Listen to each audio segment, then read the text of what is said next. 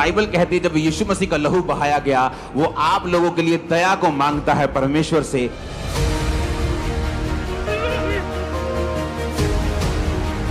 Bible कहती है वो गुनाह भी जो लाल रंग के होते हैं, यीशु मसीह का लहू उन्हें माफ कर देता है, साफ कर देता है, उन्हें बर्फ की नाई सफेद कर देता है। पहला कुरिन्थिया 11 उसकी 25 आयत। इस रीति से उसने बेयारी के पीछे कटोरा भी लिया और कहा, यह कटोरा मेरे लहू में नई वाचा है, जब कभी पियो तो मेरी याद के लिए यही किया करो।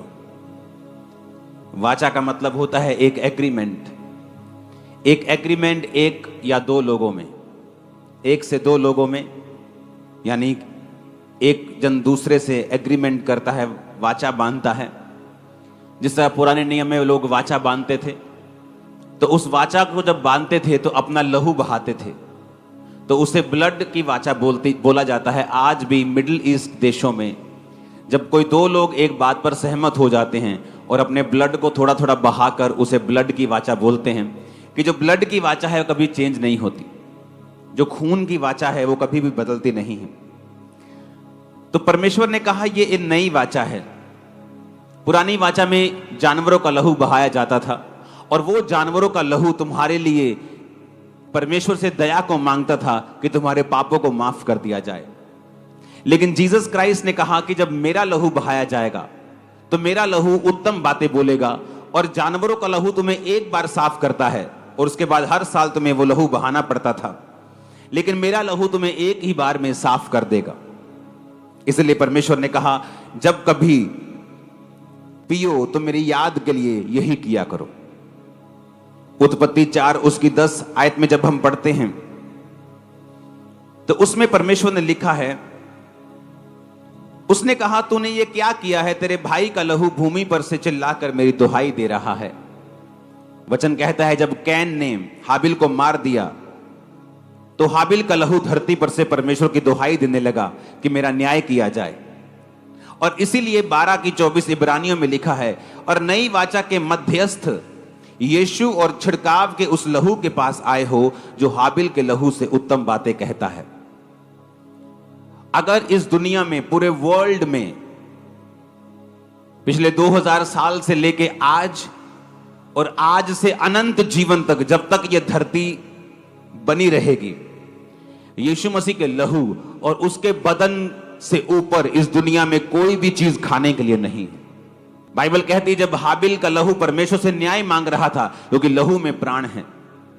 जब एक व्यक्ति का प्राण लहू बह जाता है, बोलते जी एक्सीडेंट हो गया, इसका लहू बह गया। टांग टूट गई थी, लहू बह गया तो मर गया। टांग तो कईयों की नहीं है, लेकिन वो मरते थोड़ी हैं। कईयों की बाजू टूट जाती है, वो मरते थोड़ी हैं। कईयों की बाजू नहीं है, जन्म से नहीं, मरते थोड़ी हैं। बिना टांग और बाजू के लोग मरते नहीं, लेकिन एक्सीडेंट में जब एक्सेस ब्लीडिंग हो जाती है, ज्यादा ब्लीडिंग हो जाती है, तो वचन कहता है कि तुम्हारे प्राण जो है तुम्हारे लहू में है। जब लहू चला गया, प्राण चला गया, तो डॉक्टर बोलते हैं आप जल्दी आते, आपका बंदा मर गया, क्योंकि लहू में प्राण है। इसलिए परमेश्वर ने पुराने नियम में कहा था कि जब तुम किसी जानवर को मारना तो उसके लहू को मत खाना, क्योंकि लहू में प्राण है। तो इसलिए बाइबल कहती है कि तुम यीशु मसीह के लहू के पास आए हो जो हाबिल के लहू से उत्तम बातें कहता है। यानी हाबिल का लहू न्याय मांग रहा था और हाबिल का लहू दंड मांग रहा था कैन के लिए, लेकिन बाइबल कहती है जब यीशु मसीह का लहू बहाया गया, वो आप लोगों के लिए दया को मांगता है परमेश्वर से, आप लोगों के लिए उत्तम बातें कहता है, आपके लिए हीलिंग की बातें कहता है, आपके लिए डिलीवरेंस की बातें कहता है। ये लहू क्या करता है आपकी लाइफ में? बाइबल कहती है ये उत्तम बातों को बोलता है। मत्ती 26 उसकी 28 आयत को जब हम पढ़ेंगे तो उसमें लिखा है, क्योंकि वाचा का वह मेरा लहू है जो बहुतों की पापों की क्षमा के लिए बहाया जाता है। ये वो लहू है जो आपको पापों से माफ करता है। आपके पाप, बाइबल कहती है, चाहे लाल रंग के भी हों, चाहे आपने पुराने टाइम में कितने भी बड़े से बड़ा पाप क्यों ना किया हो, ऐसा बड़ा पाप क्यों ना किया हो जिसने सारी उम्र आपकी सोच में आपका पीछा नहीं छोड़ा, हमेशा आपको गिल्टी में रखा है, हमेशा आपको प्रताड़ित किया है, आपको टॉर्चर किया है आपके मन में, आपके दिमाग में कि तूने ये क्या कर दिया है, इतना बड़ा पाप कर दिया, इतना बड़ा गुनाह कर दिया। बाइबल कहती है वो गुनाह भी जो लाल रंग के होते हैं, यीशु मसीह का लहू उन्हें माफ कर देता है, साफ कर देता है, उन्हें बर्फ की नाई सफेद कर देता है। आज जब आप परमेश्वर के लहू को पिएंगे और इसको ग्रहण करेंगे, तो फिर से अगर आप अपने पापों को याद करेंगे कि मैंने फलानी टाइम पर ऊपर ये पाप किया था, अगर उसकी गिल्टी अभी भी आपके मन में है, तो वो शैतान की ओर से है, परमेश्वर की ओर से नहीं। क्योंकि जब परमेश्वर का लहू आप ले लेते हैं, माफी को मांग लेते हैं, बाइबल कहती है परमेश्वर भूल जाता है आपने कौन सा गुनाह किया था। यदि परमेश्वर भूल जाता है तो आप भी भूल जाइए आज के बाद। अगर आप उसे याद करेंगे तो वो शैतानी है। शैतान आपको याद करवाकर आपको गिल्टी में रखता है, क्योंकि जो व्यक्ति गिल्टी में जीते हैं, जो व्यक्ति इस तरह की हीन भावना में जीते हैं, शैतान उनके ऊपर कब्जा कर सकता है, उनकी जिंदगी में अटैक कर सकता है। लेकिन जो इस कॉन्शियसनेस में जीते हैं, इस सोच में जीते हैं कि मैं जितना मर्जी बड़ा पापी था, परमेश्वर ने मुझे माफ कर दिया है, अपने लहू से मुझे साफ कर दिया है, आज मैं परमेश्वर में हूं, मैं उसका बेटा बन चुका हूं, मैं उसकी बेटी बन चुकी हूं, मेरे पाप माफ हो चुके हैं, मैं नया हो चुका हूं, शैतान से मेरा रास्ता, मेरा पाला सब टूट चुका है, अब मैं परमेश्वर की संतान हूं। आप नए होके आज यहां से वापस जाएंगे। बाइबल कहती है परमेश्वर का लहू हमें माफ करता है। जब हम रोमियो 5 उसकी 9 आयत को पढ़ते हैं तो उसमें लिखा है, जब हम उसके लहू के कारण धर्मी ठहरे तो उसके द्वारा परमेश्वर के क्रोध से क्यों नहीं बचेंगे। बाइबल कहती है आप इसलिए धर्मी नहीं ठहरे क्योंकि आप लोगों ने अच्छे कर्म किए हैं, आप लोगों ने चैरिटी की है, आपने एक एनजीओ खोली है जहां आप लोगों का इलाज करते हैं, इस वजह से आप धर्मी नहीं ठहर सकते। हाँ, वो अच्छा काम है, उसका न्याय जरूर होगा, लेकिन बाइबल कहती है प्रभु यीशु मसीह के लहू के कारण ही तुम धर्मी ठहर सकते हो और क्रोध से बच सकते हो। और यीशु मसीह कहता है कि परमेश्वर के क्रोध से बचने का एक ही तरीका है कि अपने आप को लहू के नीचे सरेंडर कर देना।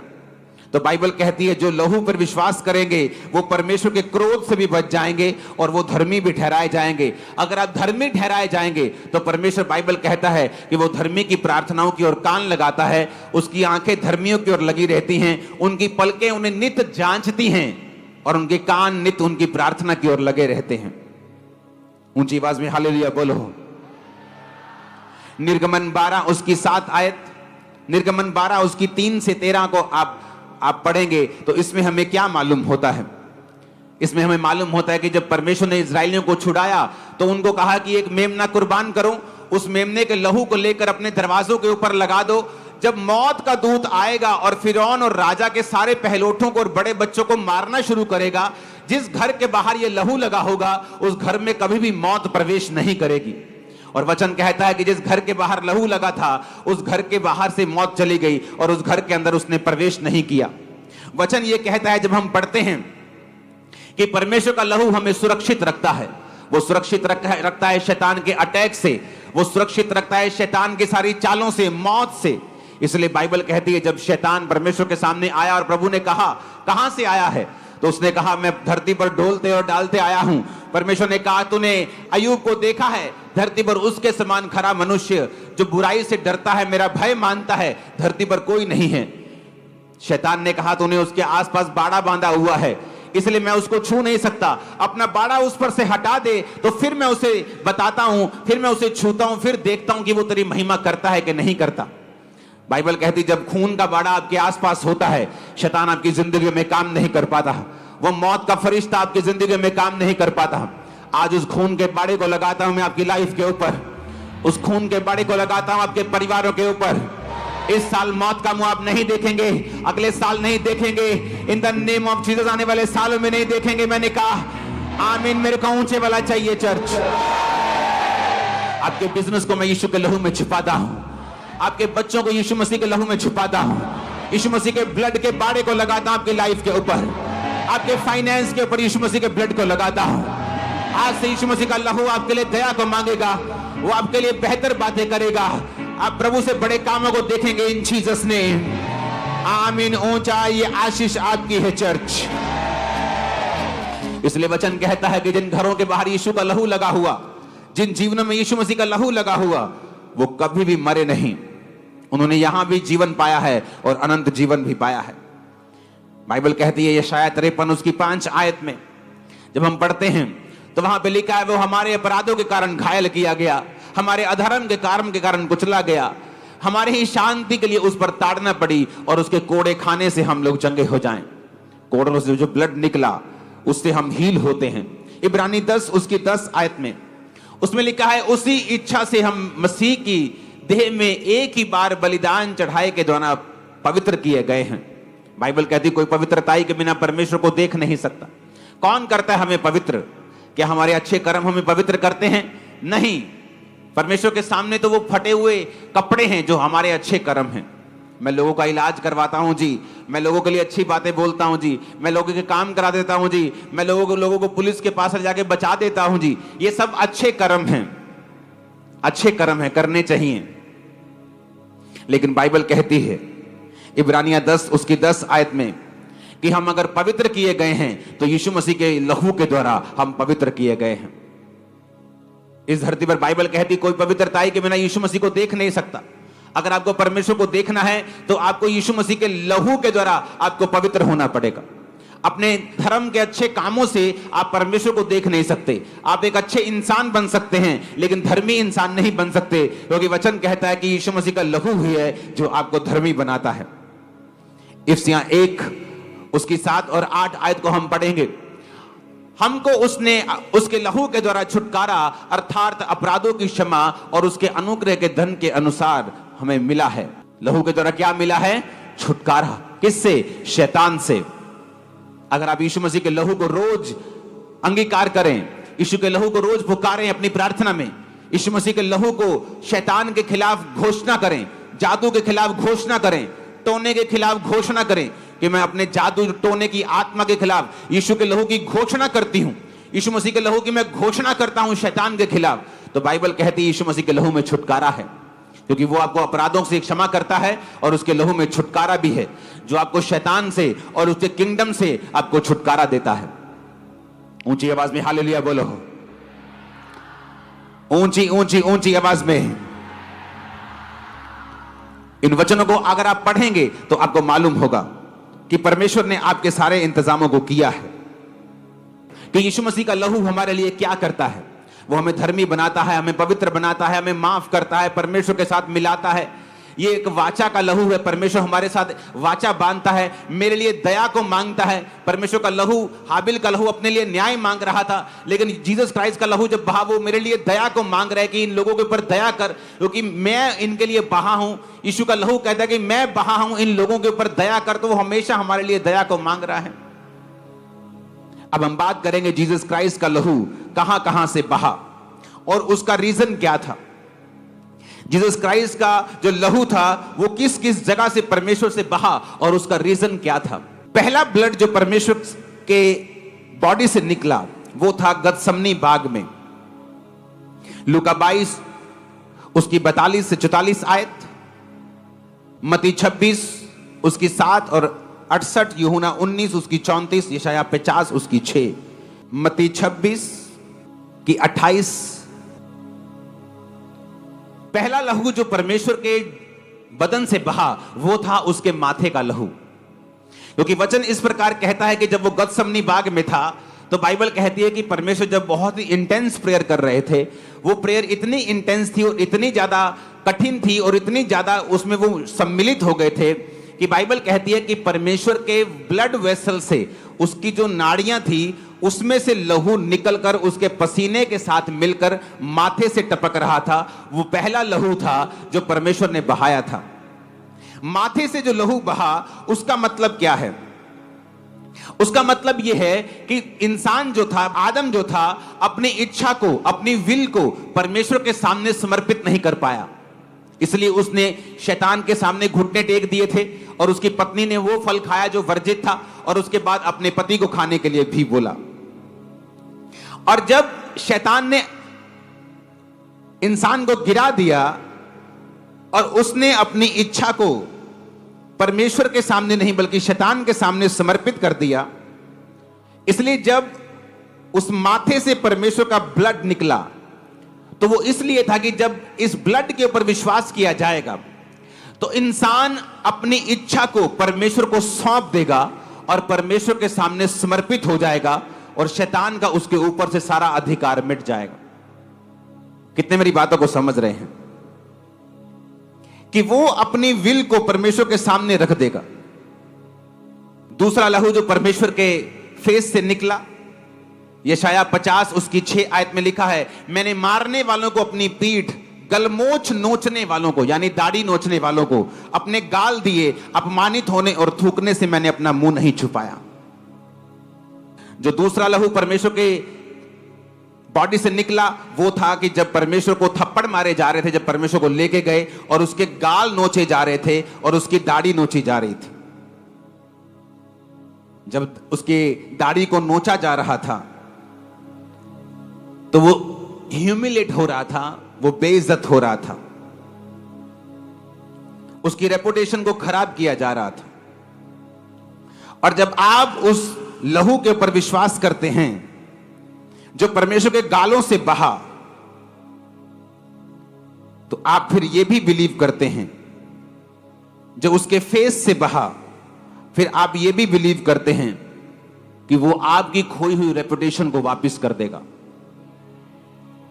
आपकी कर्जे ने रेपुटेशन खराब कर दी, आपकी पास्ट लाइफ ने आपकी रेपुटेशन खराब कर दी, आपका नाम खराब कर दिया, आपको बेइज्जत हुआ, आपकी लाइफ में बेइज्जती ही बेइज्जती रही, रिजेक्शन ही रिजेक्शन रही।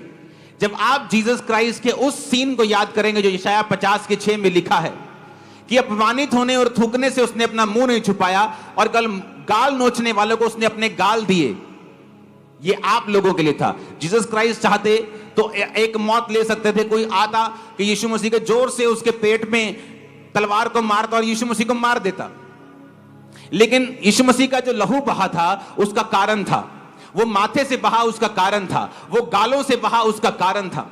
बाइबल कहती जब उसकी दाढ़ी को नोचा जा रहा था तो वचन ये कहता है कि जब दाढ़ी की बात बाइबल में आती है तो प्रीस्टहुड की बात आती है, तो याजक की बात आती है, ग्लोरी की बात आती है, तो परमेश्वर इज्जत की बात आती है। इसलिए जब दाऊद ने अपने लोगों को भेजा था कि जाकर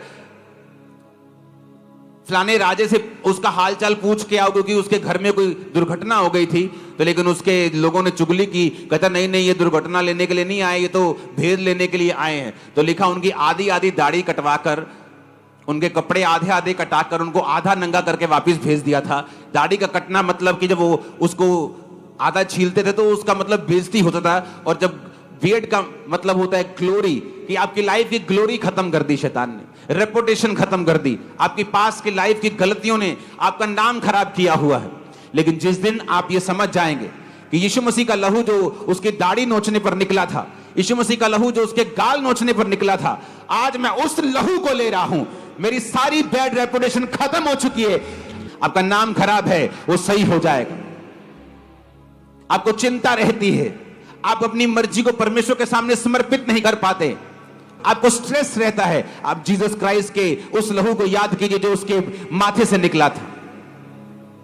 ऊंची आवाज में हालेलुया बोलो। यीशु मसीह का वचन कहता है यशाया 53 उसकी 5 आयत में कि उसके कोड़े खाने से हम चंगे हुए। एक लहू तब निकला जब यीशु मसीह गतसमनी बाग में थे, उसके माथे से एक लहू तब निकला जब उसके गाल नोचे गए, उसकी दाढ़ी पटी गई, और एक लहू तब निकला जब यीशु मसीह के कोड़े मारे गए। और बाइबल कहती जो लहू कोड़ों से निकला वो तुम्हारी चंगाई के लिए था, जो लहू माथे से निकला वो किसी और मकसद के लिए था, जो लहू दाढ़ी से निकला वो किसी और मकसद के लिए था। हालेलुया, ऊंची आवाज में हालेलुया। क्योंकि दाढ़ी आपको प्रीस्टहुड को भी, याजकपन को भी दर्शाती है। क्या करते थे याजक? याजक परमेश्वर की प्रेजेंस में रहते थे और परमेश्वर की सेवकाई करते थे। आज जिन लोगों की लाइफ में परमेश्वर की प्रेजेंस खत्म हो चुकी है और वो परमेश्वर को मिनिस्टर नहीं कर पाते, परमेश्वर की सेवकाई नहीं कर पाते, उसके सामने प्रार्थना नहीं कर पाते, अपने जीवन को बिता नहीं पाते। जब हम परमेश्वर की दाढ़ी से निकले हुए ब्लड को आज अंगीकार करके लेंगे, आप फिर से परमेश्वर की प्रेजेंस में जाने पाएंगे, आप फिर से सेवकाई करने पाएंगे, फिर से वो लूटी हुई, वो फिर से जो मरी हुई ग्लोरी शैतान ने कर दी थी, परमेश्वर उस ग्लोरी को रिस्टोर कर देगा आपकी लाइफ में। आपके बच्चों ने आपका नाम खराब हो सकता कर दिया हो, आपकी बेटी ने, आपके बेटे ने कर दिया हो, लेकिन बाइबल कहती है यीशु मसीह का लहू उस लॉस्ट रेपुटेशन को फिर से वापस करता है। जब आप परमेश्वर के ब्लड को पुकारेंगे कि खुदाबंद तेरा वो लहू जो तेरे गालों से निकला और दाढ़ी से निकला, जिसने मेरी रेपुटेशन के लिए निकला, आज मैं उस लहू को लेता हूं, आप देखेंगे क्या होता है। चाहे आपके बच्चे को परमेश्वर को चेंज करना पड़े, चाहे आपकी बेटी को चेंज करना पड़े, आपके पति के दिमाग को बदलना पड़े, वो करेगा और आपकी रेपुटेशन को सेम नहीं रखेगा। आमीन होने वाला चाहिए और चिल्लाने वाला चाहिए। इसलिए शायद 53:5 में लिखा है, इसलिए उसी कोड़े खाने से हम चंगे हुए हैं। हमारे अपराधों के कारण वो घायल किया गया, हमारे धर्म के कामों के कारण कुचला गया, हमारी शांति के लिए उस पर ताड़ना पड़ी कि उसके कोड़े खाने से हम चंगे हो जाएं। उसके कोड़े खाने से भी ब्लड निकला, जो ब्लड उसके कोड़ों से निकला वो हमारी हीलिंग के लिए था। वो हीलिंग जो मुझे मिली, वो हीलिंग जो जलंधर के सबसे पहले डॉक्टर्स भी नहीं कर पाए थे। जलंधर के सबसे ओल्ड डॉक्टर्स, नाम है जिनका, पॉसिबल नहीं। उसके कोड़े खाने से हम चंगे हो चुके हैं। फिर एक ब्लड निकला परमेश्वर के कांटों के ताज से। परमेश्वर के जब कांटों का ताज जला गया तो बाइबल कहती है उसमें से ब्लड निकला। क्यों निकला कांटों का ताज? क्योंकि वो कांटों का ताज आपके लिए और मेरे लिए था। ताज डाला जाता है राजा को, ताज डाला जाता है जब एक राजे की राजपोशी की जाती है, जब एक राजा जीतता है ताज उसको डाला जाता है। वो ताज अपने लिए तो वो ये सोच के डाल रहे थे कि हम यीशु मसीह की बेइज्जती कर रहे हैं, लेकिन यीशु मसीह ये ताज को इस तरह से ले रहा था कि मैं जीत रहा हूं शैतान के किंगडम के खिलाफ। और जो कोई व्यक्ति इस कांटों के ताज के बहे हुए लहू पर विश्वास करेगा वो शैतान के राज्य के ऊपर जीत प्राप्त करेगा। उसके घराने के ऊपर शैतान का कभी राज ना होगा, जादू टोने का कभी भी राज ना होगा, उसके मन पे, उसके दिमाग पे, उसके बच्चों पे शैतान कभी राज ना करने पाएगा। ये वो लहू था जो परमेश्वर के थ्रोन से, ये परमेश्वर के जो कांटों का ताज था उससे बहा था। परमेश्वर का लहू उससे बहा ताकि हमारा माइंड जो है वो परमेश्वर के जैसा हो जाए। हालेलुया, ऊंची आवाज से बोलो हालेलुया। फिर एक लहू बहा परमेश्वर के हाथों से। बाइबल कहती इंसान के काम गंदगी से भरे हुए थे। जब जीसस क्राइस्ट के हाथों के ऊपर वो नेल्स, वो कील मारे गए तो फिर ब्लड निकला, क्योंकि कोई भी इंसान धर्म के काम नहीं कर पा रहा था, परमेश्वर से दूर था। उस नेल से, उस कीलों से बहे हुए लहू से आज हम फिर परमेश्वर में चल सकते हैं और काम कर सकते हैं। जो लहू परमेश्वर के पांव से बहा, आज हम परमेश्वर के साथ साथ चल सकते हैं। जब हम उसके हाथों के कीलों के से बहा हुआ लहू और उसके पांवों से बहे हुए लहू पर विश्वास करते हैं, हमारी चाल सीधी हो जाती है। एक लहू निकला परमेश्वर के बर्छी से, जो बर्छी मारी गई थी, परमेश्वर के हार्ट को, परमेश्वर के जो बर्छी मारी गई परमेश्वर के दिल तक पहुंच गई थी, इसलिए लिखा उसमें से लहू और पानी निकला था।